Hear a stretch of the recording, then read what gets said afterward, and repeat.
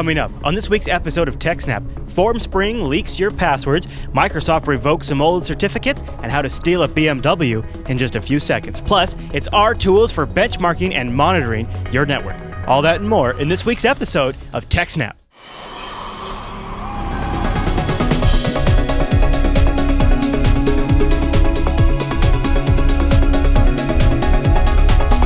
And welcome to TechSNAP. This is Jupiter Broadcasting's weekly systems network and administration podcast. We streamed this episode live on July 12th, 2012, and released it for download just shortly after that. This episode is brought to you by GoDaddy.com, and I'll tell you more about them as the show goes on. And the live stream is powered by ScaleEngine.com, which is awesome. My name is Chris, and joining us every single week is our host, the tech, the teacher, and the admin, Alan Jude. Hey there, Alan. Hey. I kind of switched it up a little bit. There a little. Yeah. I kind of thought I'd give it a more dramatic punch because, you know. Something to that effect. Yeah, it's really my main contribution to the show, really, let's be honest. Yeah, I suppose. So the show is very, very big this week. We have probably one of the largest news sections, so we'll be going through some of these things, but it's just a ton of stuff has happened. So I don't even want to screw around, Alan. Let's just get right into the first story. This one sounds crazy. 420,000 hashed passwords were leaked online this last week. And this is just one story. What's going on? Yeah. So Formspring, which is a forum type thing where it's a question and answer site. People ask you questions and you answer them. It's more of a conversation thing. Like they have a different question every day. It's like, if you were a superhero, what power would you have? And people talk about their answers. I'm going there right now. That sounds great. Yeah. But anyway, they were alerted when a bunch of hash passwords show up on a hacking forum, and they determined that they belong to their users. Uh-oh. So after they determined that they were, in fact, from their site, the administrator shut down the service while they investigated, which is a good move there. Something you see LinkedIn didn't do. All right. So what happened was the attackers managed to somehow compromise a development server at Formspring, and then once they were inside the network, then they were able to access the production database and gain access to customer information. We don't know the details of how they compromised the development server, but I know at a lot of places the development server doesn't have anywhere near the security and so on that the production server does. Right. But if it has access to the production database, then it kind of needs to. Otherwise, there's no point having any security on the production site if the dev site is accessible over the internet. And I don't think I've ever right? worked in a group anywhere where the dev server had nearly the same security precautions, primarily because the system admins are doing one role and the developers are doing another role. And on the dev server, you kind of need to give the developers more free reign of the box. And so on. So it needs to be, not exposed to the internet or locked down somehow. Or, ideally, the dev one doesn't have access to the production database in any way. Like, completely firewalled off kind of thing. Right. That's the ideal solution. Yeah. Now, Formspring uses SHA-256 hashes for their passwords, kind of like LinkedIn. Although the big difference is they use salts in their hashes. Good. So they use a random salt that's different for each user. Okay. So yes, that's good.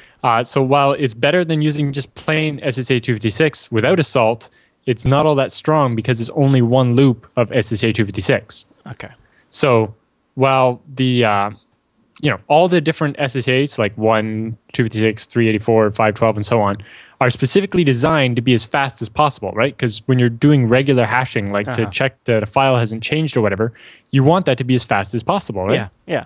And that's the point of a hashing algorithm, is to be as fast as possible. So when you're using it to hash passwords, you need to do something different with it or use a different algorithm that's designed to be slow, because you want to make it really expensive to guess a lot of passwords or hash a lot of passwords. So whereas if you use the cryptographic hashing algorithm like SHA-256 crypt, which is the one we talked about the other week and is the default on some Linuxes now, that, on the other hand, is adaptive, first of all. So rather than the algorithm using a fixed number of loops, like the old MD5 hashing algorithm, the MD5 crypt used 100 loops of MD5. Newer ones like SHA-256 crypt and bcrypt and so on are adaptive in that you actually specify how many loops of the algorithm you do as part of the salt. Yeah, okay. So by default, SHA-256 crypt does 5,000 rounds. but that number is adjustable so that in the future, as CPUs get faster, GPUs get faster, and so on, you raise that number to make each password harder to attempt. And that way, when GPUs are faster, you can make your passwords more secure without having to change algorithms again.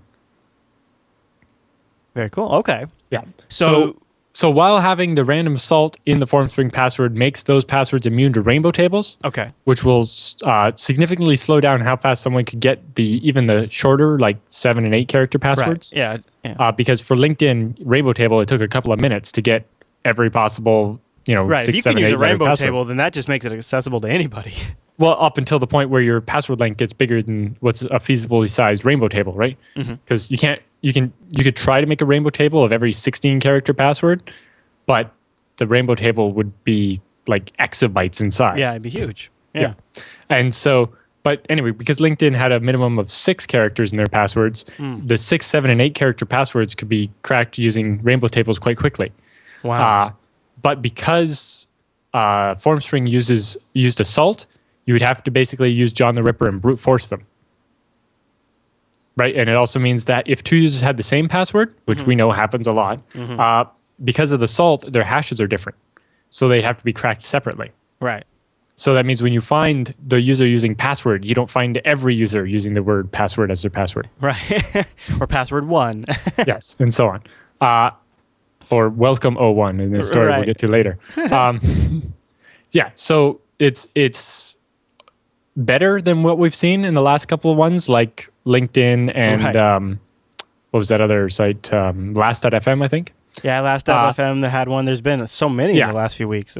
So basically, they're using basically, it seems that they rolled their own by manually adding Assault to a regular SHA-256 hash.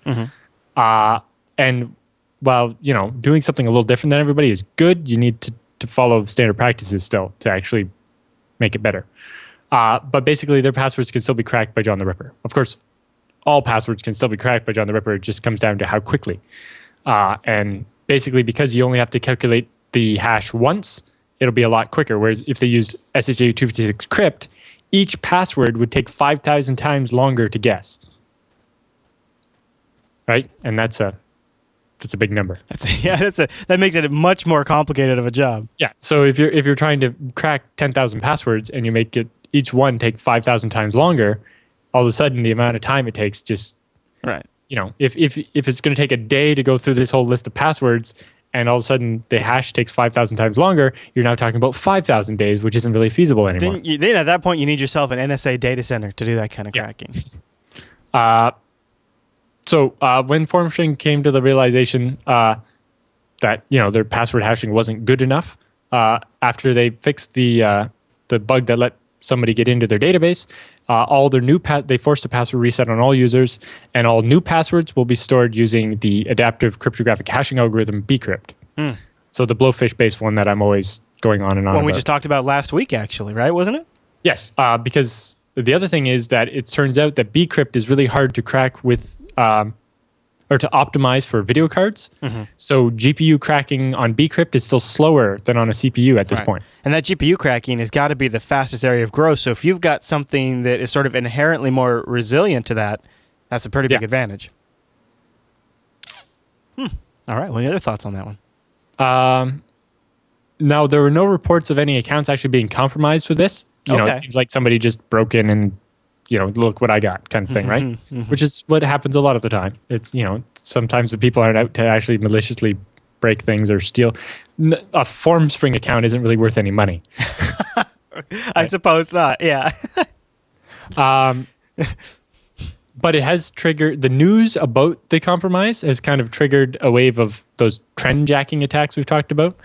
A bunch of phishing attacks going on and social media attacks where they're, if you had they send you an email pretending to be Formspring saying to reset your password, click here, and it takes you to a form and asks you a bunch of information you probably, that you don't want to give out to just anybody. Right. And that Formspring doesn't require to reset your password. All right. So should we talk about Microsoft revoking another one of their certificates? Because I think the last time we talked about them doing this was in response to the Flamer virus, right? Yeah, basically. So Microsoft revoked not one, but 28 of their own certificates. Jeez.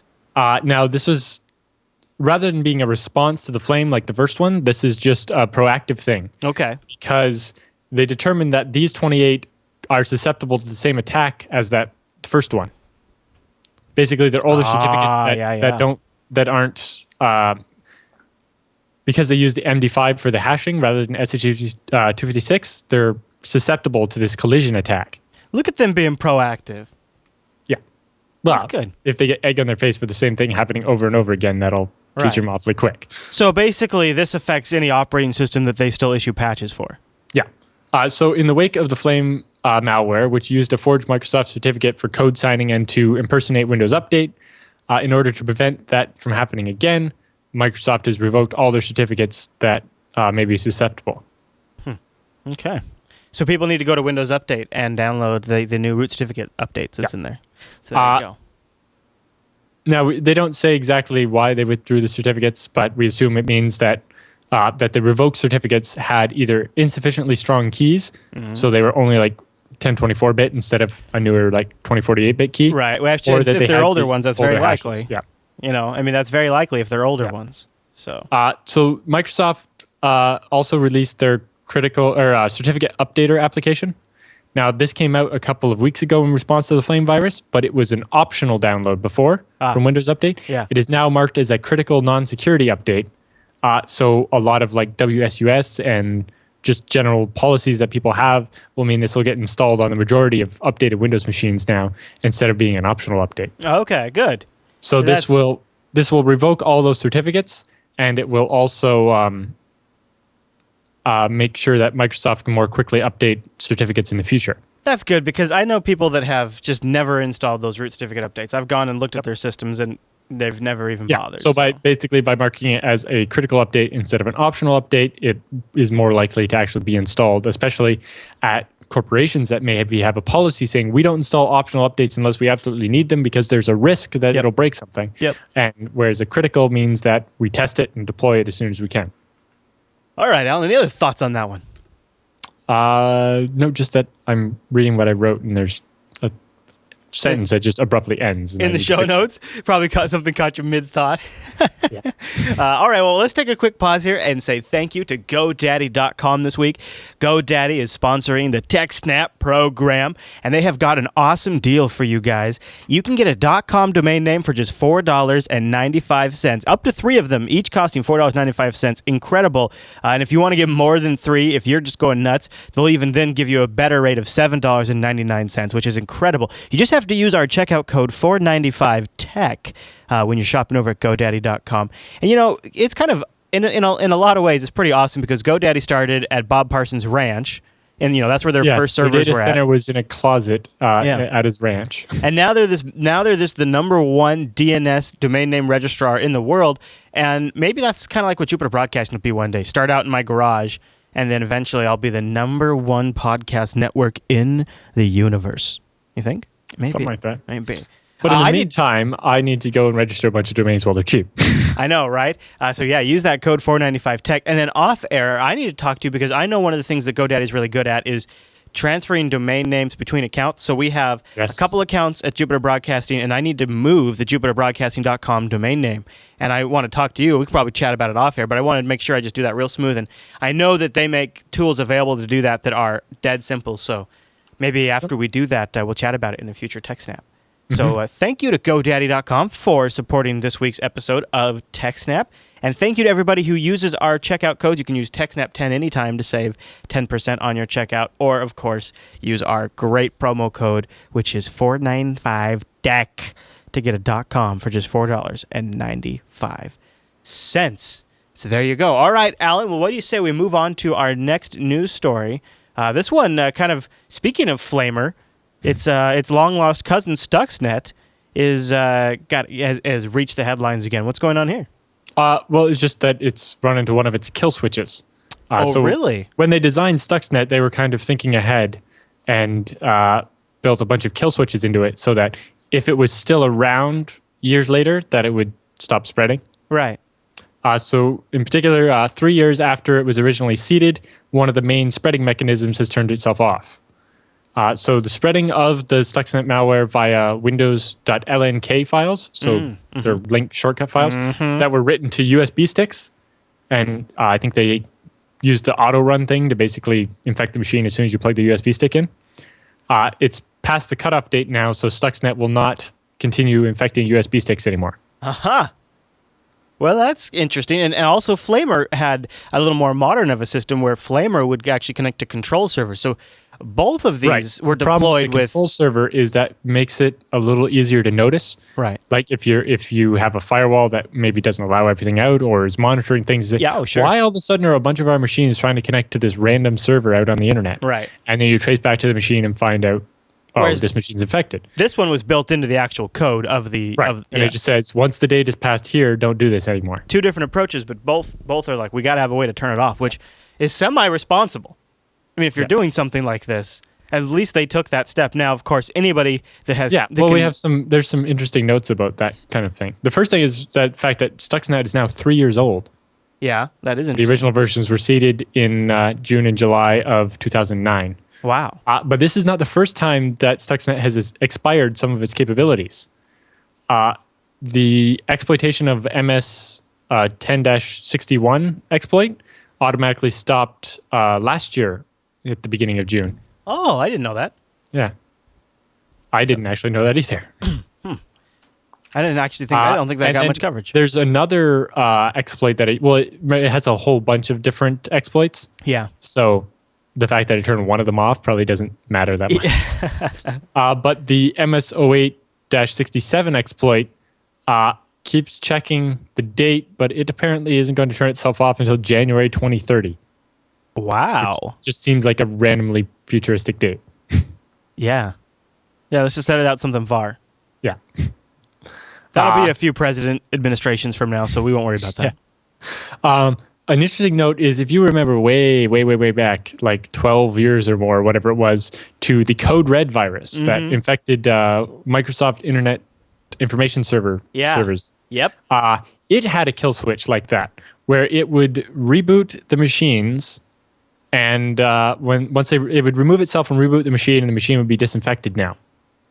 And so it was triggered to do that at a specific time, on a specific day. The problem was they didn't consider time zones, right? They just used the local time rather than using like UTC and having all the machines do it at once. Sure, yeah. So basically in each time zone, when the time ticked to that time, the machines rebooted. And when they came back up, the machines in the time zone an hour ahead, or all the time zones that were still ahead and hadn't rebooted yet, all the time zones behind that hadn't rebooted yet, that were still infected, would reinfect the machines that had just cleaned themselves. And now that it had passed the kill date, it would just keep going. Right. It didn't have a switch in it to say, oh, look, the time's already passed. Let's not infect this machine. Funny. Or whatever. It worked a little too well. So the kill switch in Code Red never actually killed it. Yeah. So it that's too funny. Their spreading mechanism was just a little too efficient. So it defeated their other mechanism. But basically, the kill switch didn't consider the time zone, and it didn't consider something like, instead of once the date is this, do this. It was like once the date is past this, don't reinfect or something. Yeah, it was just an oversight because it basically a functionality they probably didn't test that well. Any other thoughts on that one? No, that's about it. All right, so I see here that our next story is a court case reveals the inner workings of IPP International IP Tracker, a BitTorrent tracking software company. Yeah. So this company makes software for tracking down people that use BitTorrent to... Lovely. Yeah. And as part of the court case, they had to explain how it works. And so we get to see how... Oh, so they revealed sort of how the... Interesting. Yeah. So how does it work? So they have diagrams and some detailed description of what it is that their software does. Aha! Cool! Yeah. But basically, and then I also have a link to the legal documents from one of the defendants in the case saying that I pirated this just because I paid for the internet service that was linked to this IP address at that time. Right. Doesn't prove anything. It's like weak sauce. It's like trying to, charge the person who pays for the phone line because somebody made a phone call as part of a crime or something, right? Right. Just because it's my phone doesn't mean somebody else used it. Or, a lot of people in their house have more than one telephone. So I found the chart, the visualization of how their process works. Yeah. And they have these systems they call observers. Yes. And this just seems very shady. And then they sync. Wow. So all these observers talk to each other and they sync back to an atomic time, and then they all report back to a central dashboard. So they claim that basically it makes a connection to various peers, and gets one chunk of the file where they observe. They're connected for at least 10 seconds before they start recording. Then they record 10 seconds of traffic, and then they stay connected for at least 10 seconds after that as well. And basically, they capture a chunk from the BitTorrent file, right? BitTorrent does pieces, they're called. Yeah. And then, they apparently, according to the legal document, they then watch a sample video they get from the copyright holder and the video they just pirated and make sure that they're the same. Oh, what crap! Yeah, because I'm sure they do that. Because that scales. Because that's doable. What a bunch of crap that is. Yeah. Huh. And so the way they do this is they pirate the files themselves and track who else was involved with the pirating. Basically, they have a program that acts as a torrent client and tries to get pieces from all kinds of different people. And then they say, we store it in a RAID 5 encrypted, password-protected server. Yeah, it's like, and we update our time every minute. Yes, because running your NTP server every minute is just awesome. I know, right? Atomic time, and they put the MAC address of the server in there. I mean, whatever. It's cool. I love that they use that old Windows 95 D4 software to sync their clock. Yeah. All of this stuff is it's interesting to go through and look at their thing, and what it really is just it's a really fancy way. If you sat down and thought about how would you figure out who else is seeding something, and just document it and then automate it, that's what they've done. And so they have the details of how their system works, and the first PDF actually links to kind of a rebuttal from one of the people that's being charged in the case, saying, this isn't enough to prove anything. Yeah. That's so. All right. Well, should we jump over to the next story? Because this one sounds pretty interesting. Yep. All right. Now, you've always heard that, well, I'm on Linux, so I'm not very vulnerable to this particular malware, or I'm on a Mac and everything's targeted for Windows. You've always heard these kinds of things. But all it would really take is for somebody to be a little bit smart about some detection, and then they could customize a payload for your particular OS. And now we're actually starting to see that, aren't we, Alan? Yep. So basically, this software to identify the OS has been around for quite a while. It's actually an open source project called, Trusted Sex Social Engineering Toolkit. And that's, I could see like detecting the OS, for example, when you go to Dropbox and you go to their download page, they automatically put the big download button for either Linux or the Mac or Windows, whatever you're on. That just comes from the browser string.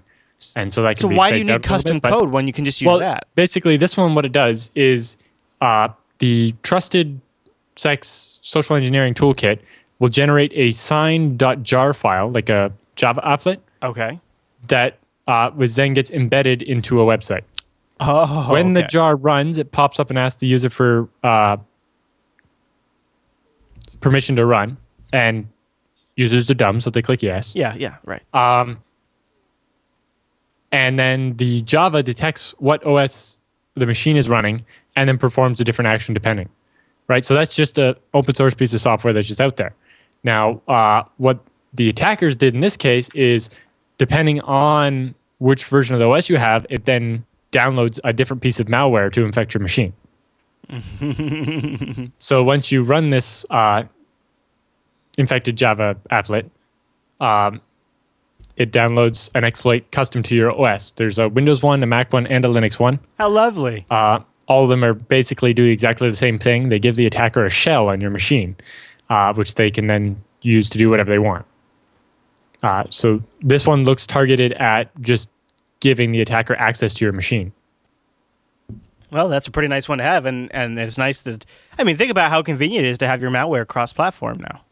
Right. Well, the problem with this one is that it's not actually using a Java exploit or anything to actually run. It requires the user to give the applet permission to run. So you're not going to be drive-by infecting people or anything. You just get people that are really dumb and accept let's falsely signed honest. Java applet, right? Not a lot of people are going to do that. Right. I need that for this website. It probably plays a video. Mm-hmm. Probably plays a video. I don't know. Exactly. Any other thoughts on that one? So basically, this isn't anything all that fancy. It's just rather interesting. Maybe the start of something awful, or potentially nothing at all. And really, maybe it's just part of the growing trend. We see that Mac and even Linux are not left out. Left out anymore. Yeah. And maybe honestly, another. If you're trying to get a shell on a machine, a shell on a Linux machine is vastly more useful than a shell on a Windows machine. And honestly, it's like another notch or another thing on the list of reasons why I don't feel like installing Java on my system anymore. Mm-hmm. Just saying. Well, I don't know very many websites that still use Java for anything. Yeah. All right. So before we go to the feedback segment, I want to just stop and let everyone know that we have a new affiliate over at JupiterBroadcasting.com. So really, all of our shows are made possible because people support the network either through direct donations of a monthly contribution, which help with our bandwidth costs and things like that, or they support our affiliate links that we have at the very bottom of our website, which you can't really see on this version that I have here. But down here at the very bottom, we've added a brand new affiliate, and that's Code School. And Code School is a great way to learn programming online. And if you check them out, we get a little kickback if you sign up. So check out Code School. And also check out Coder Radio while you're over there, a new show on Jupiter Broadcasting about software development and the business around software development. So Coder Radio just had episode 5, and it was To the Cloud, Alice, developing to and for the cloud. And some topics that we covered there kind of remind me about some topics we've had here in TechSNAP in terms of some of the risks, Yep. So it was a really great episode, so go check out. Plus, your co-host was asking me about a bunch of stuff. Yeah. Oh, yeah. Well, your scale engine setup kind of, because we were explaining some of the disadvantages of like getting locked into Amazon EC2 or getting locked into Rackspace, because they have sort of their own proprietary storage systems that you have to custom write for, and the Rackspace one's a little more open because it's based on OpenStack, right? Which means you could move it to any other OpenStack provider. But which was the point I made in the show. But really, though, I mean, the scale engine approach is really the best because it's just universal standards. It's whatever you want. It's MySQL. It's standard file system storage if you need it. It's whatever you need. And I was telling him, this is really kind of this approach. It gives you a lot more flexibility, and that's why I think it got him interested in that. It turned out episode 5 was a great conversation. So go check out Coder Radio episode 5, To the Cloud, Alice, and maybe while you're over there, grab either our Chrome extension for our affiliates or stop down there and check out one of our affiliates before you shop. So, all right, Alan. Well, why don't we get over into the TechSNAP feedback?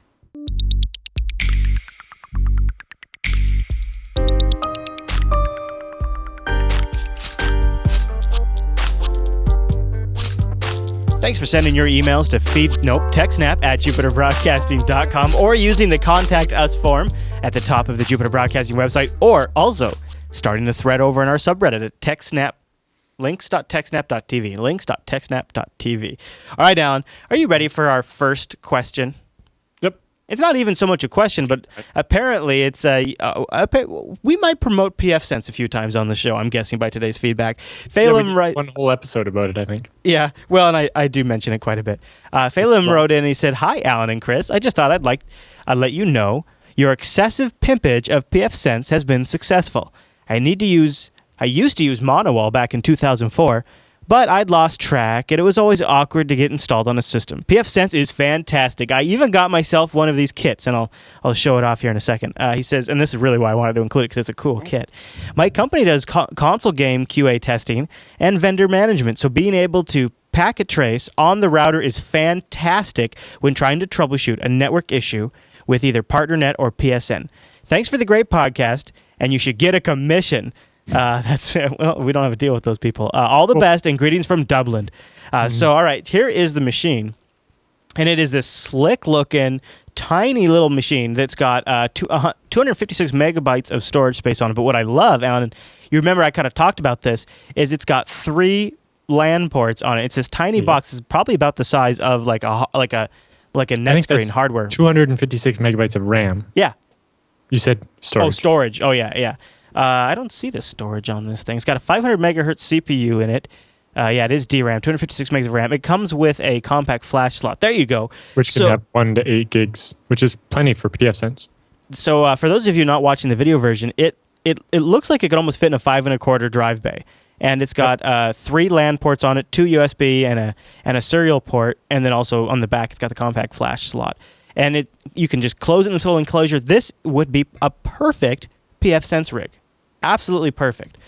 So do they have the price on this page? Because geez, I would love to have something like this. 117 euros. Okay, so that's not bad at all. Be like $150 or so. That's a really good deal. Yeah. That's a really good deal. So all right, Alan. Well, our next email, and this one's a question for you. What's that? Zach, I have to bookmark that. I know. I wonder if they sell that on Amazon. I should Google that. If they do, I'll put a link in the show notes. All right. So our next email came in from David. And he writes, wait, hold on. Let me take a sip of water, Alan. Do you mind if I take a... I suppose. All right, thanks. David writes, first of all, thanks for the outstanding show. I discovered TechSNAP when you were on the 20th episode or so. Then I immediately went back to the back catalog and did a TechSNAP marathon. It's funny. I've heard a lot of people mention they do that. That's pretty awesome. Mm-hmm. By the second show, I was hitting the subscribe button. Anyways, when I got the Ultimate Router and Data episodes... I realized that I had found the perfect topic for my final project in my IT degree, which brings me to my question. My final project is to configure a free NAS behind a pfSense router. The project must take the form of a business proposal, which in this case is to demonstrate the scalability and thus the economics of using these technologies in everything from small business to large enterprises. To do this, I will be testing the software on a very wide range of hardware, which thankfully I happen to have just lying around. I will be comparing the performance on everything from early model Pentium 4 computers to an i5 with 16 gigabytes of RAM. FreeNAS will be tested on using both UFS and ZFS. Everything is connected with gigabit switches. Gosh, what an interesting experiment, because last week we had the question, what would be the minimum requirements I could put pfSense on? And you were like, geez, you might even be able to do it with 200 megahertz. Well, now David's really going to put some of this stuff to the test. So he goes on to say, my question is this. What is the best way to measure throughput, not bandwidth, but throughput, through the firewall? I'm aware of NetPerf, but I've never used it. I'm very new to BSD, and I was hoping for a simple solution. Although I enjoy learning new tools, I'm also in the middle of preparing for my 7680 exam and writing a Java project. I was hoping for something a bit easier to use. There seem to be a number of such applications for the Windows platform, such as NetMeter, but I haven't found anything similar on the FreeBSD repos. I'm considering connecting to a Windows machine, but is NetPerf my only option? Thanks again for the great show and inspiration. There's a nice command line tool called iPerf. Check that out. He also mentions he just grabbed the Code School affiliate. Thanks, David. So now that I see what the question's about a bit more. But so basically he's talking about benchmarking how much bandwidth he can push through his devices here. Mm-hmm. Now, why not just use some of the tools built into pfSense to do this? There's some, but is there one for actually testing for simulating load? Not for simulating, but there's definitely software built in to chart the throughput that goes through the pfSense box. That's just built in. Right. But one of the tools I use is called iPerf, and it's basically an open source version of NetPerf. Okay. And it basically allows you to simulate TCP or UDP traffic. Oh, awesome. And so because Scale Engine does a lot of video streaming, we buy servers that have gigabit internet connections. Yeah. So not just a gigabit interface, but has to be able to push a gigabit up to the internet. So before we put a server in production, we do what we call validating the connection. We make sure this server is actually able to push out a gigabit to a couple of different destinations. Which is not probably, does that happen very often? That seems like a pretty... Yep. Well, with the places we buy servers, yes. If a server fails this, we return it and never buy it from that ISP again. So you do have to be kind of picky, but you've narrowed it down to good providers. Right. And so basically a couple of switches and you say, all right, here's a server and here's a client. And then they send traffic either one direction at a time or both and see how much bandwidth they can push back and forth. And basically, usually, you run into problems when you have really high latency, but can easily push 500 or 600, 700 megabytes or megabits per second TCP, and with UDP, I can usually hit at least 900. Do you think with zero packet loss? Do you think a tool like NTOP is accurate enough to measure this? Because this would be more of like an historical thing over time with NTOP, right? Now when he talked about measuring a firewall's throughput, I was figuring he needs to know how much traffic is going through the firewall right now. Is that normal and things like that? So for that, you have a bunch of different tools. NTOP would be good for baselining that. Yeah. So if you're just at the command line and you want to know how much traffic is going in and out of each interface, I use a little command line tool called nload. And it can either just print the numbers on the screen very simply and shows each interface. Oh, nice. Or there's a mode where it draws a little graph using hashes and pipes and an ASCII graph. Is this in the repo or is this something you'd have to go grab? It's on SourceForge and it's in almost every repo. It's in like the Red Hat repo, the Ubuntu repo, and the FreeBSD repo. He's using BSD, sir. Right. Well, I included the SourceForge link so that anybody can have it. But yes, it's under net/nload in the ports tree. Cool. Now that just shows the total traffic on the interface. If you want to know where the traffic's coming from and are going to, I use iftop or iftop. Okay. And basically it breaks it down by the IP address and port pairs on each side. And it can also draw little graphs. But basically it allows you to see where the traffic is coming from and going to. Okay. And you can do things like hide all the destinations and just show the source addresses or vice versa.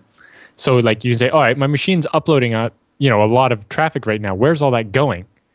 Right? So you just hide the sources and just see the destination IPs, and you can show or hide the port numbers to control how much grouping you want. I love the quote unquote UI this thing has.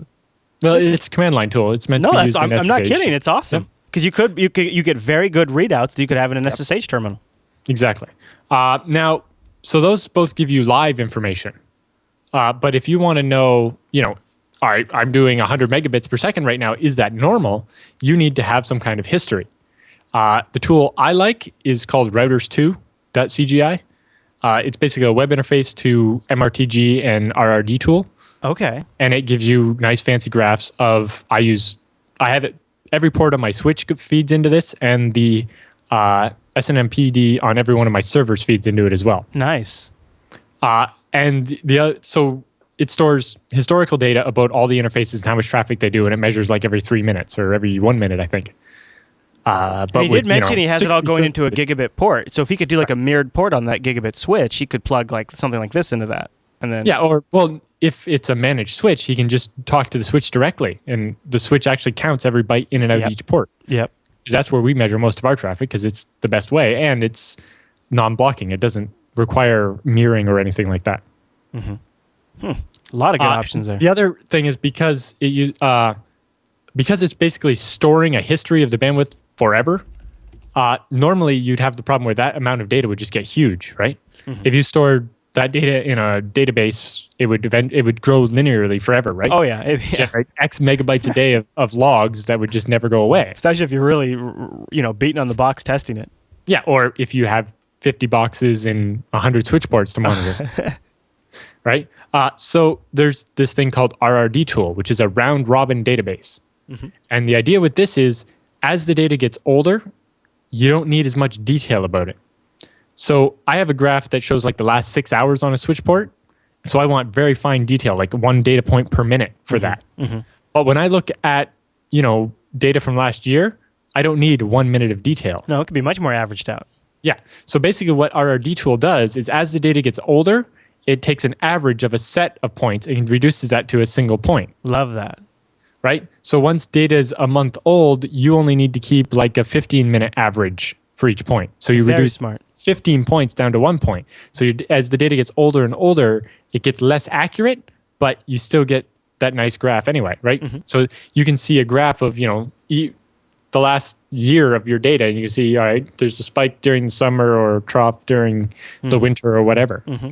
Or like what's very common, like for a lot of my customers on their websites, is active traffic during the week, and then you'll see it drop down on the weekends. And you can see that even reflected in the larger snapshot scale, because there's such a dramatic shift for some of these clients. Yes, like one of our biggest clients has this very pronounced shift where it's like up during the day and down, and it's least busy on a Sunday, but most busy on a Wednesday.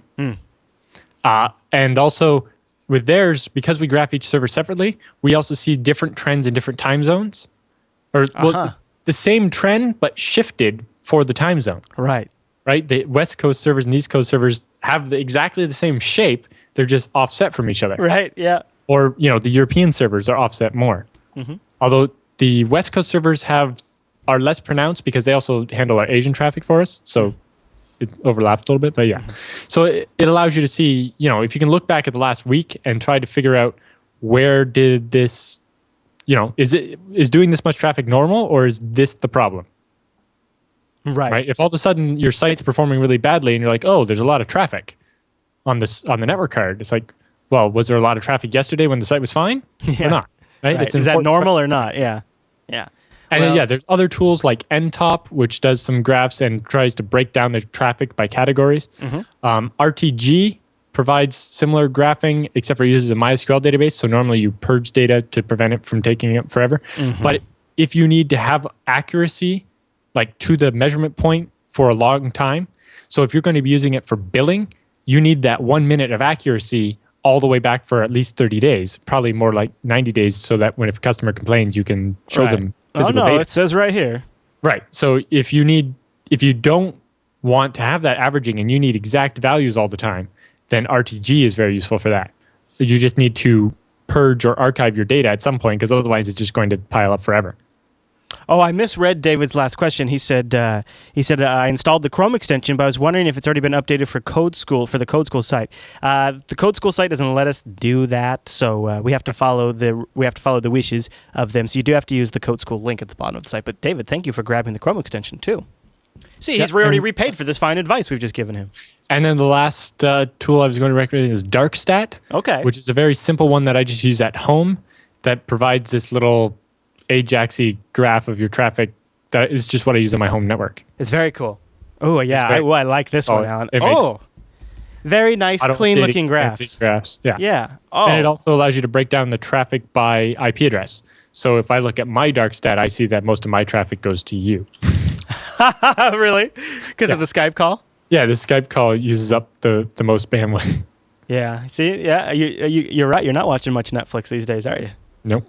All right. Just for upload-wise, I upload the most traffic to you. Right. But yeah, I would have thought maybe SOTOR might have had a close second, though. But I guess it's such small little transactions, right? Yeah. I download a bunch when there's patches or whatever, but I send 3 megabits a second for at least an hour every week to you. Of 720p video, yeah. All right, Alan. Well, any other thoughts on David's question? But yeah, mostly just iPerf is probably the tool you want to use, and it has a threaded mode. Especially, like we find that sometimes with high latency, it's hard to get more than a couple hundred megabits going, like say transatlantically. But we can just say, give me 5 threads, each aiming for 200 megabits, and all of a sudden you can almost max out the gigabit. And also, I would just pass along, if he is looking for something to get a baseline reading, there is a package for pfSense, I believe, unless it's been taken away, to install NTOP directly on the pfSense box, and it will monitor all of the traffic going through the pfSense box and build you out your top talkers, your top protocols, your average throughput, and it graphs it all out for you, and it's really easy to use. A bunch of graphs already built into that as well, but it seems what he was asking for was actually a benchmarking tool like iPerf. Yeah, sounds like it. And yeah, so that's what I use. Because the other thing you have to consider when you're looking at performance like this is not just the bytes per second, but also the packets per second. So you can use a tool that will actually generate, thousands of small packets every second to see what the performance is there. Because depending on how your network cards are set up, each packet would cause an interrupt to your CPU, like a signal to go up saying there's a new packet. And most machines have a limit on how many packets per second they can take. So you may actually, now if you're transferring files or whatever, that's usually your max size packets at the Ethernet level or whatever, and that's fine. But if you're doing a lot of small packets, then you might actually run into the packets per second limit before you run into the bytes per second limit. Interesting. So good thing to check too, huh? But just as a random performance thing, I manage at least 60 megabytes per second between my 2 computers at home on a gigabit LAN. And most of the time, the reason for that limit is the fact that the hard drive can't read or write files faster than that. Yep. Yeah, but you do get to that point. And that's Samba and that's from a Windows machine to a BSD machine over a Samba share. And honestly, that performance... if you can get that level of performance out of that, you should be able to get all kinds of crazy performance. And that performance is what makes things like the Linux terminal server project a reality, because when you're talking, you can get access speeds faster over your gigabit network card than you actually can from your local hard drive. You can, once a stream is started, you can blast it. Well, so, not just that, over the LAN on the servers at Scale Engine, I've actually copied files at over 100 megabytes per second over the internal LAN. Well, the RAIDs here in the recording studio are... The theoretical limit for a gigabit network would be 120 megabytes a second. So the network here on the studio is all gigabit, and all of the machines for editing and recording are all in RAID zeros. And I'll transfer TechSNAP after we're done at 107, 108 megabytes a second. Now I can't do that between all the machines. Theoretical limit there, right? Yeah, I can't do it between all the machines. It's just between the two machines with the really fast array, or between machines with SSDs. That's the only time I can get that fast. So I know it's a hard drive limitation. Yeah, so sometimes when I'm doing that, I will actually do FTP where I transfer /dev/0 from one machine to /dev/null on the other machine. Yeah. Just to see. Yeah. All right. Well, so you can get your question answered either by filling out the contact form over at the top of jupiterbroadcasting.com or emailing your feedback to techsnap@jupiterbroadcasting.com. But with all of that done, it's time for the TechSNAP Roundup.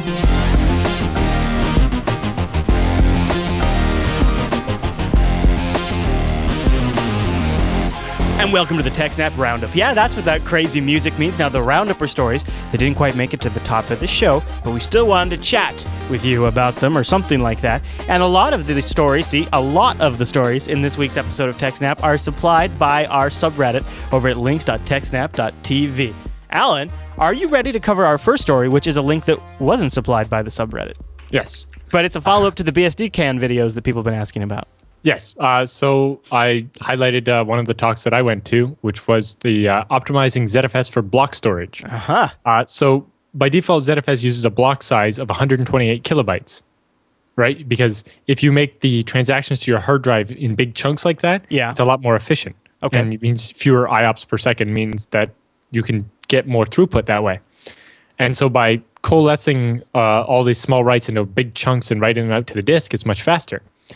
However, the company that gave the talk here builds NAS devices and SAN devices for virtual machines and so on.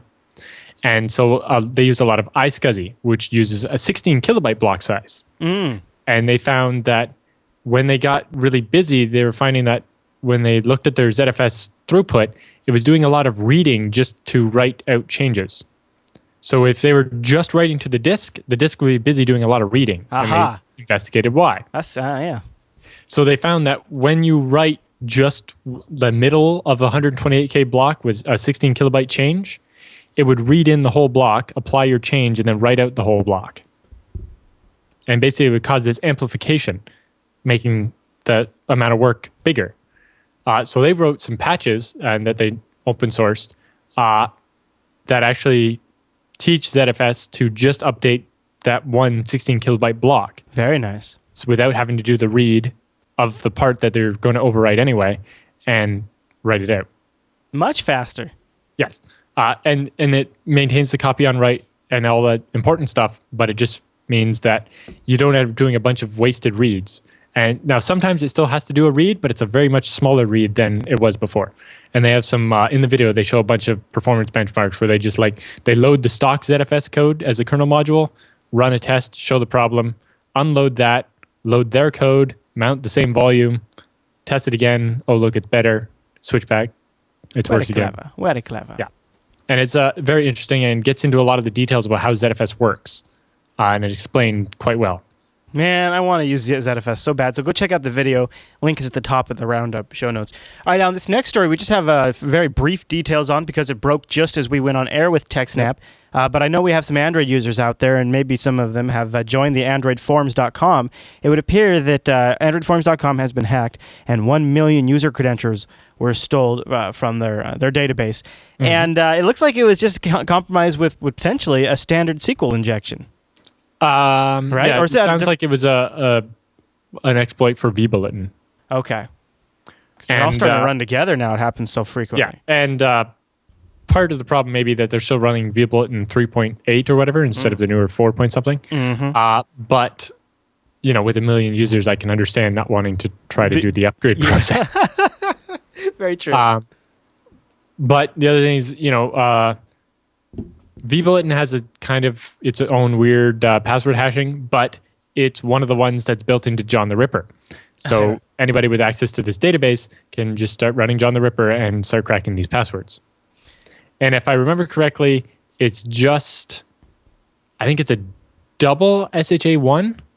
It's like the salt and then the SHA-1 of the password, and they take the SHA-1 of all of that. So you only have 2 rounds of SHA. So it's only marginally better than the Formspring thing. Well, and I don't know if their salts are as good. That's the problem with using something non-standard is you just don't, it's kind of up in the air. But basically, they have 2 loops of SHA instead of 5,000 loops.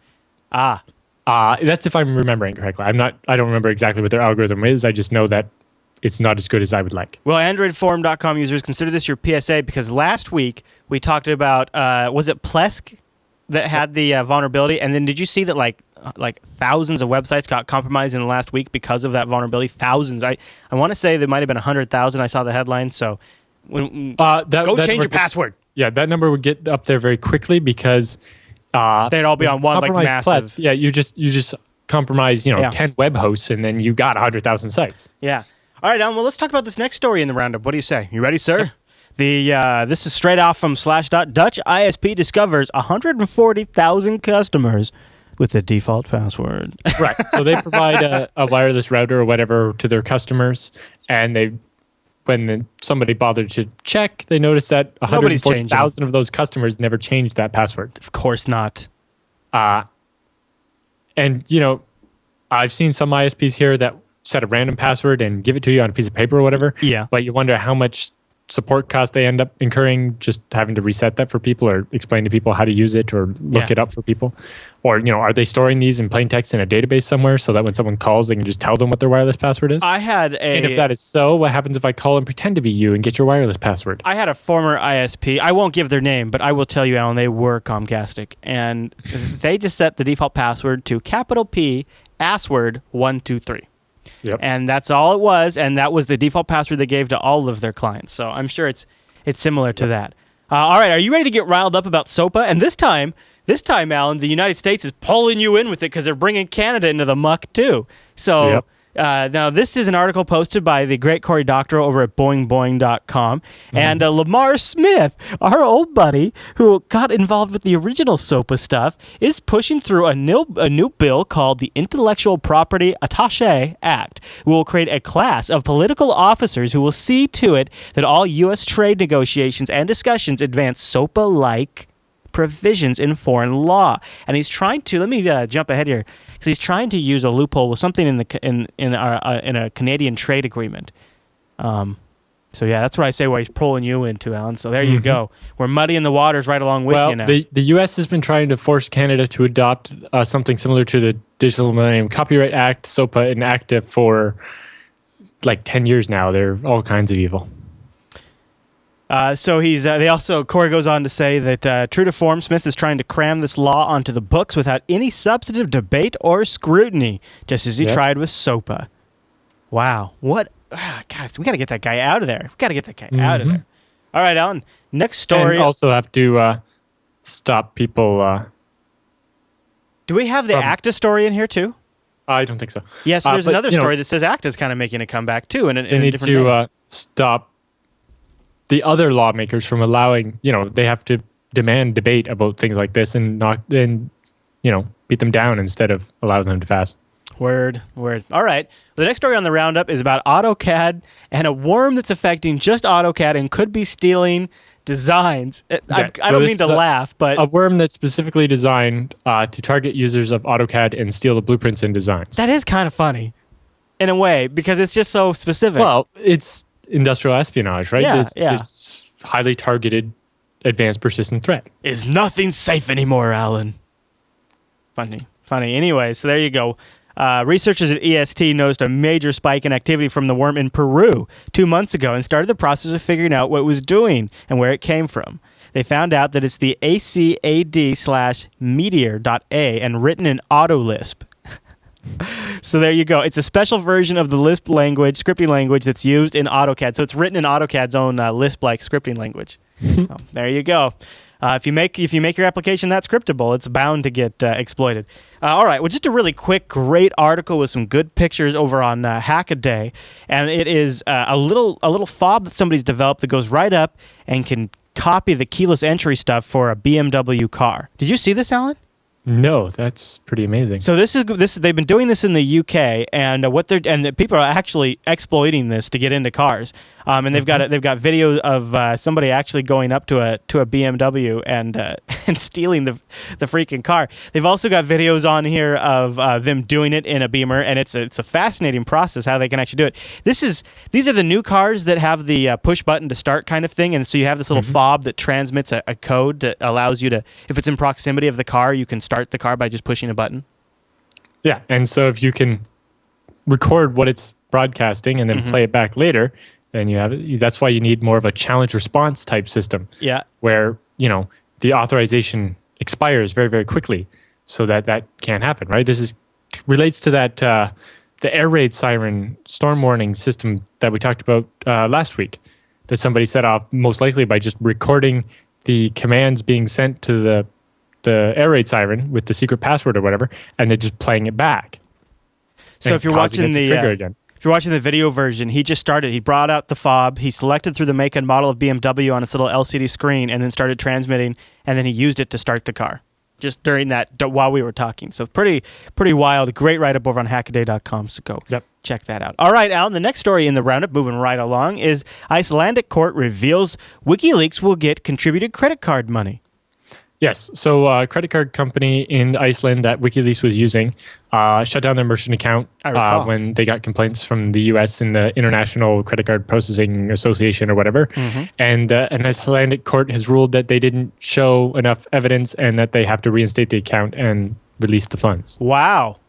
That's a pretty big win for the WikiLeaks people. Yep. All right. Well, on a related note, they just released a bunch of emails that they got from the Syrian government.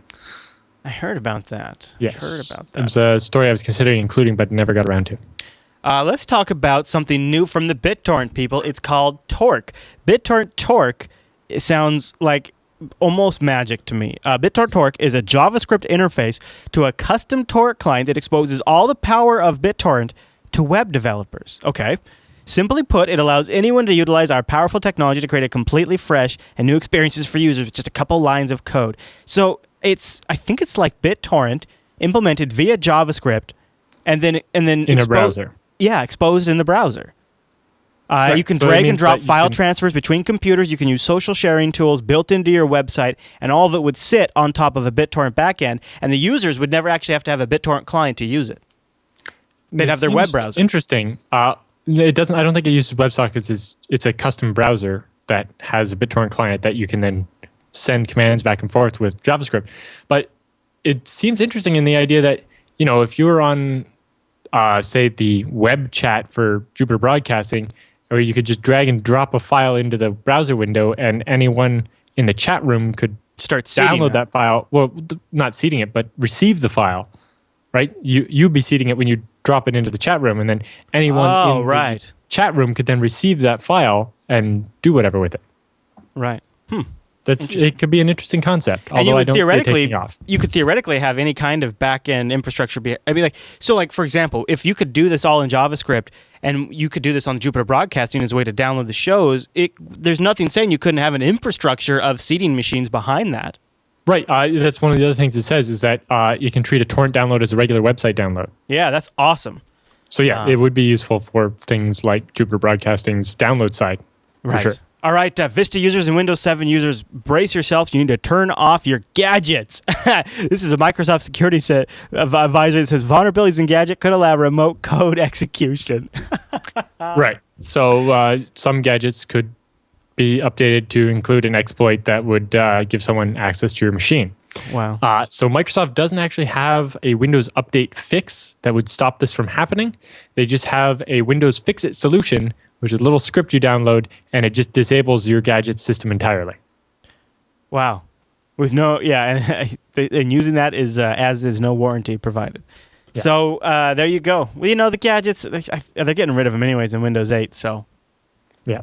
all right, I've Alan. never used one, although our Star Wars clan has one for managing certain aspects while you're playing the game. It's kind of handy because you can do like bandwidth graphs in there, and you can do CPU usage. And if you got a bunch of cores, it's cool to see like all a bunch of. They have different gadgets. I guess yeah. from all my bandwidth and stuff is an SSH window to a router where I run nload or iftop or whatever.